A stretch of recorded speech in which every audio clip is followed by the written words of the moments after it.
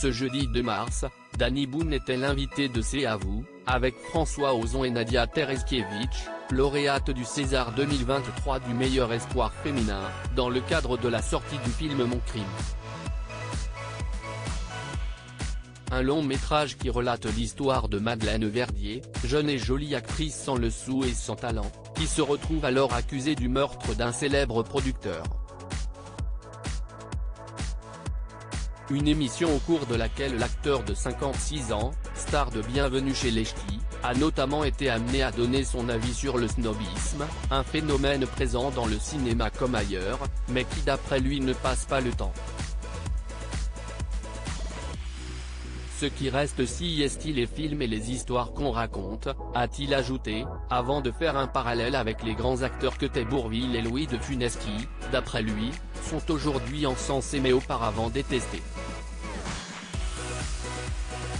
Il s'était fait détruire, ce qui serait d'autant plus le cas avec le deuxième. Louis de Funès était détesté.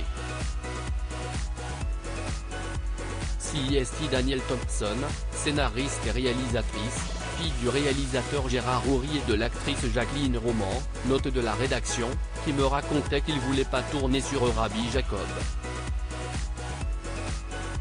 Il était dans sa caravane, parce qu'il avait eu un article très mauvais.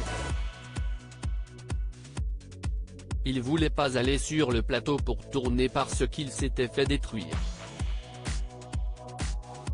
On disait qu'il faisait que des grimes et que c'était pas acteur. Alors que c'était un clown et acteur extraordinaire.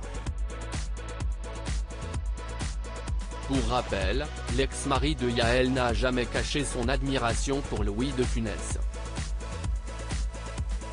Un acteur qui est d'ailleurs en partie à l'origine de son amour pour le 7e art, comme il l'a déjà confié pour le magazine Ciné Télé Revue. Si j'ai aimé le cinéma populaire, c'est grâce au film de Louis de Funès, surtout avec Gérard Houry, et son duo avec Bourvil.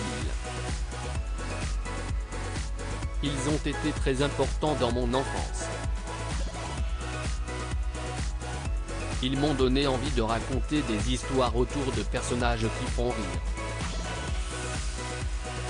Un grand acteur, qui lui a fait découvrir le slapstick, genre d'humour impliquant une part de violence physique volontairement exagérée, note de la rédaction, l'humour clownesque et le sens du rythme de la comédie.